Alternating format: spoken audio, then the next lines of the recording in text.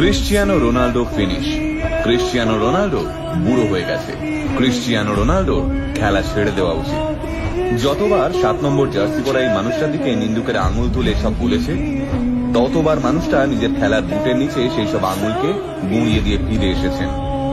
Cristiano Ronaldo ফুটবলের দুনিয়ায় জন্ম নেওয়া এক কিংবদন্তি জাদুকর, কোটি কোটি ভক্তের কাছে এক অবিস্মরণীয় রূপকথা। তাই হয়তো স্বয়ং বিরাট কিং কোহলি পর্যন্ত ক্রিশ্চিয়ানো রোনাল্ডোর একজন মুগ্ধ ফ্যানবয় হিসেবে স্বীকার করে, প্রিয় ক্রিশ্চিয়ানো, তুমি সেরা ছিলে, তুমিই সেরা থাকবে। বিশ্বকাপে মরক্কোর কাছে হেরে ক্রিশ্চিয়ানো রোনাল্ডো যখন মাঠ ছেড়ে কাঁদতে কাঁদতে বেরিয়ে আসছিলেন, তখন সারা বিশ্বে ছড়িয়ে থাকা রোনাল্ডো ফ্যানেরাও চোখের জল সামলাতে পারেননি। কিন্তু এবার ভাবুন, দেশের হয়ে খেলতে নামার কিছুক্ষণ আগে একটা ছেলের কাছে খবর এলো তার বাবা মারা গেছে। খবরটা পেয়ে ছেলেটা হাউ হাউ করে কাঁদলো, কিন্তু তা সত্ত্বেও সে খেলতে নামলো।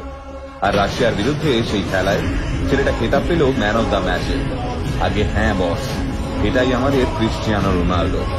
শূন্য থেকে লড়াই শুরু করা তরুণ প্রজন্মের কাছে পরিশ্রম আর ডেডিকেশনের একটা জলজ্যান্ত উদাহরণ।